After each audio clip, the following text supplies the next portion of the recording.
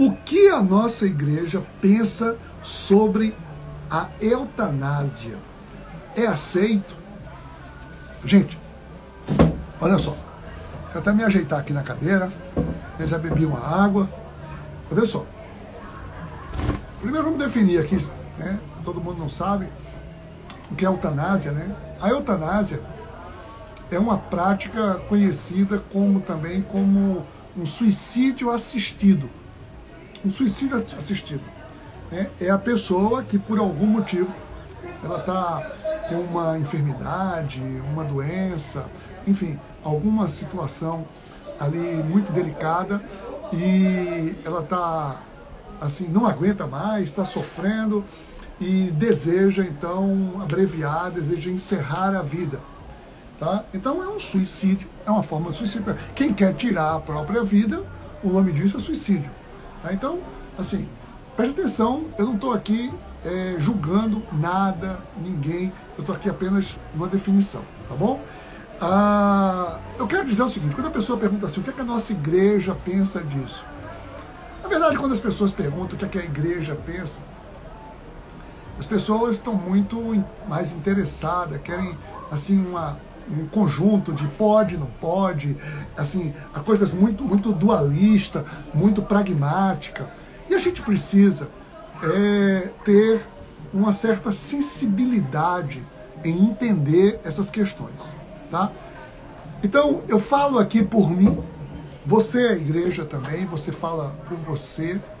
A igreja institucional, ela tem os seus canais adequados para falar institucionalmente, tá? Mas eu como ministro da igreja, eu assumo as minhas responsabilidades, eu sou ministro da igreja anglicana, e eu quero dizer aqui para você o seguinte, a posição da igreja sempre foi e sempre será a favor da vida, nunca opção pela morte. Eu quero deixar isso muito claro.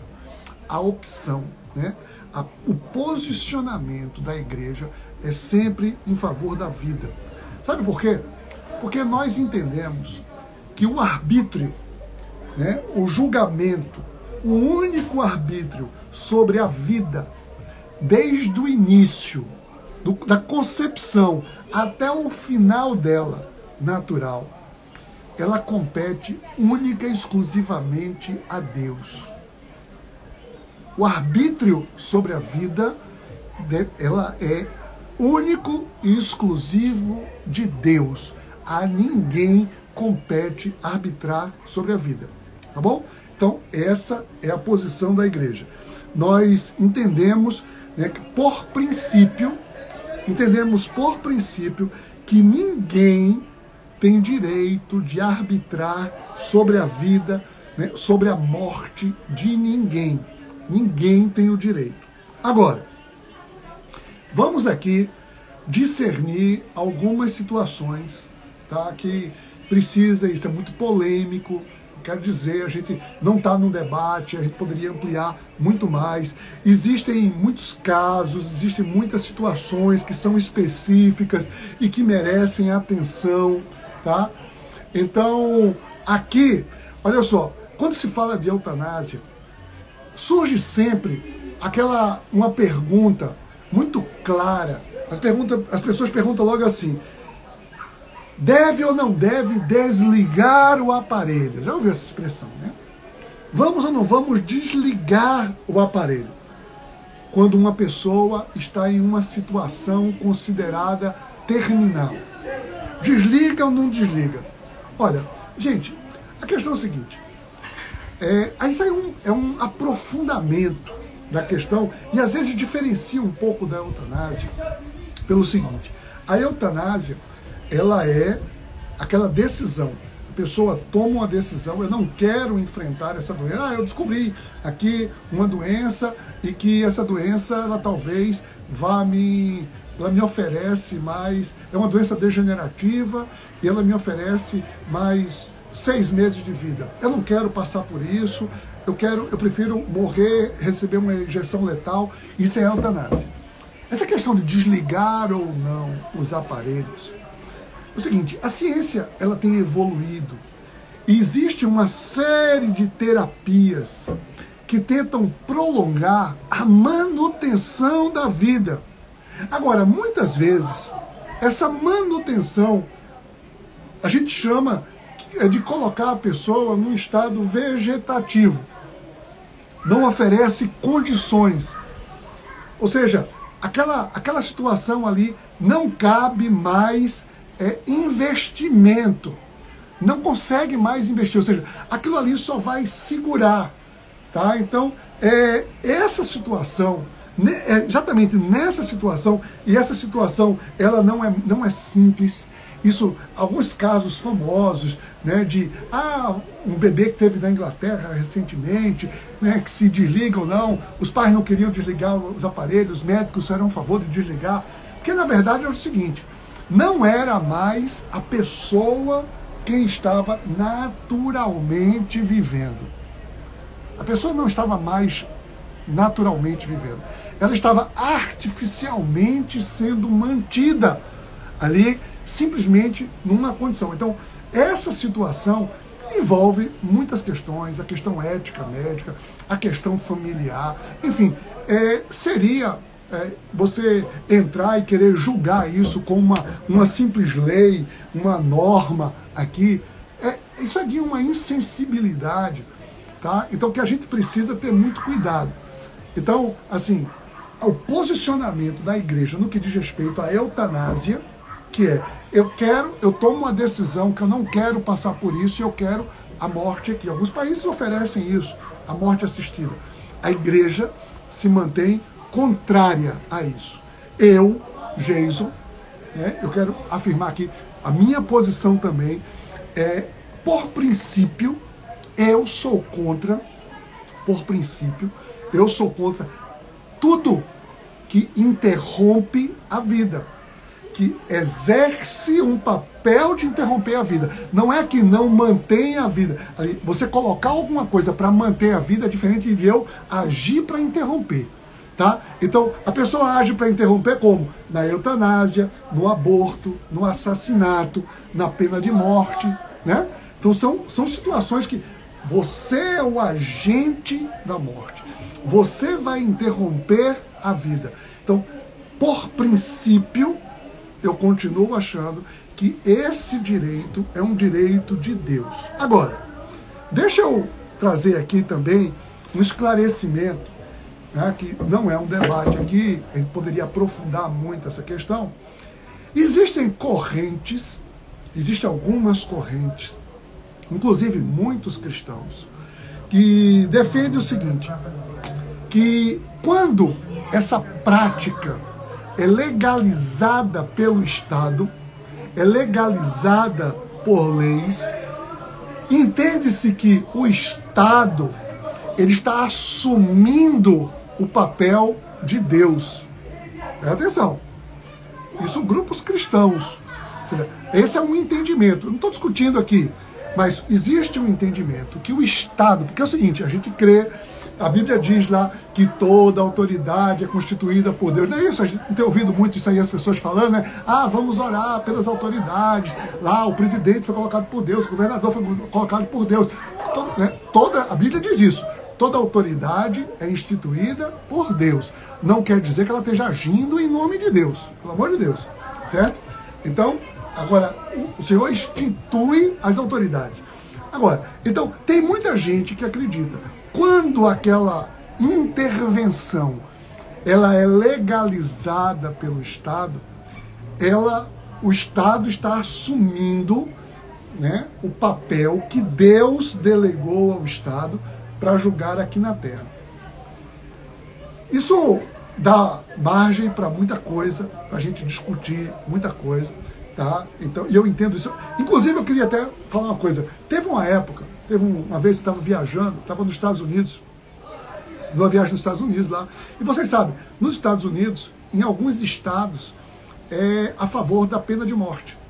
Existe a pena de morte em alguns estados. E eu estava, em um determinado momento, eu estava em um estado que é legalizado a pena de morte. Inclusive, a igreja apoiando também. E aquilo ali não cabia na minha cabeça. Como é que a igreja apoia a pena de morte? E eu fui lá falar com o pastor, né? Conversei com o pastor, cheio de dedo, né? Porque me lida aquele negócio todo, em outra língua, outra cultura, outra coisa, mas eu queria entender esse pensamento. Eu dizia, olha, pessoal, me diz uma coisa, como é que cabe entender a pena de morte e o cristianismo? Como é que funciona isso? Aí, o que ele... olha só, gente, isso não é minha posição, esse é o argumento que ele utilizou, tá certo? Ele disse o seguinte, a questão é o seguinte, existem algumas pessoas cuja a ciência ali classificam como pessoas irrecuperáveis, enfim, ou que cometeram situações que não seriam capazes de se reinserir, são reincidentes, mentes demoníacas e que não poderiam ser reinseridos na sociedade. Isso começou assim. E aí acontece o quê? Essa pessoa, ela acende nas pessoas uma sede de vingança, uma ira. As pessoas querem ali, se pudesse matava aquela pessoa, aquela pessoa ali matou o meu filho de uma maneira cruel, então se eu pudesse eu matava também. Então ele diz o seguinte, quando o Estado assume esse papel, né, o julgamento não pertence a Deus, ele assume o papel de Deus nesse negócio e livra inclusive as pessoas de uma sede de vingança. Percebeu? Aqui qual é? Ou seja, o Estado está assumindo para que eu não precise fazer justiça com as próprias mãos. O Estado está fazendo a justiça. Esse é o argumento, tá? Esse é o argumento e assim, eu particularmente, eu continuo ainda com a posição, eu entendo quando algumas pessoas mostram algumas mentes assim que são terríveis, pessoas que... Agora, e assim, e vê só, e eles falam de pena de morte, dizem assim, mas olha, não é uma pena de morte, assim, que a gente quer destruir a pessoa, nada, eu não quero que a pessoa vá para o inferno, não. A gente quer que Deus tenha misericórdia dela, que a pessoa se converta ali, a gente ora inclusive por ela, mas ela não tem mais condições de estar na sociedade. Ela não tem mais. Então, essa é a tese que levanta. Tá? Então, eu continuo com a minha tese de que o Senhor é capaz de viabilizar, de restaurar qualquer vida. Qualquer vida. O Senhor é capaz de fazer milagre com qualquer vida. Agora, assim,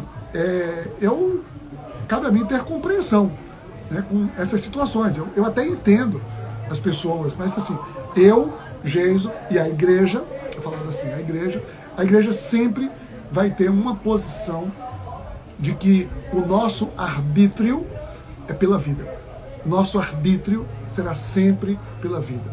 Não compete a nós julgar, matar ou morrer.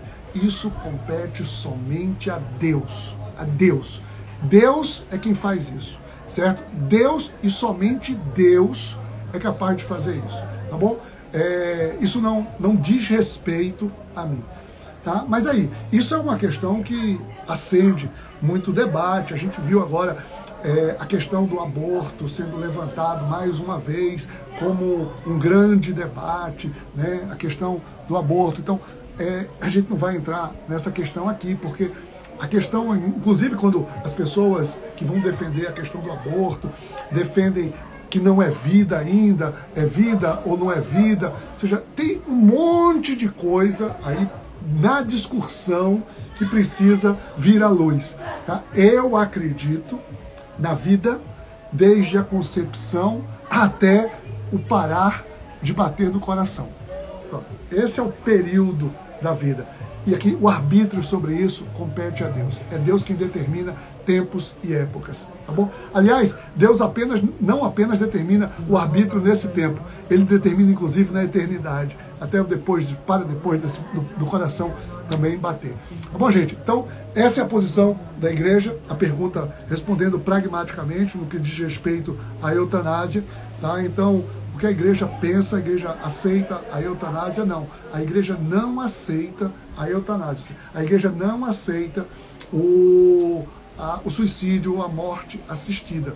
Mas aquela ressalva de que desligar aparelhos são situações, isso aí assim, não é classificado tecnicamente na categoria eutanásia, mas sim um não investimento naquilo que não é, assim, que não vai ser, não é, como é que se diria, não teria sucesso, tá? Então eu não vou investir em algo infrutífero, ok?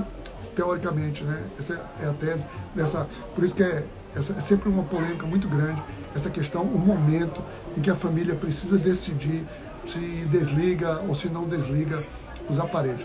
Eu recentemente, né, tive um caso de conhecida, né, mãe de uma conhecida, que estava com 96 anos, com uma total insuficiência respiratória e assim, um caso completamente, a pessoa ela estava com falência já em alguns órgãos, os órgãos já estavam com falência, e ela com respirador ali, ou seja, e os órgãos já estavam falindo, ou seja, na verdade, a máquina estava impedindo, né, a máquina estava impedindo a morte natural, estava resistindo à morte natural, né? Assim, não quer dizer que porque a pessoa chegou aos 95 anos, ela tem que morrer. Eu não estou dizendo isso. Mas naquele caso, já explica-se, existia uma falência natural ali em curso. Tá? E impedir isso, então parar aquele aparelho não é classificado tecnicamente como eutanásia, mas simplesmente um não investimento, mas impedir a ação, né, de uma morte natural.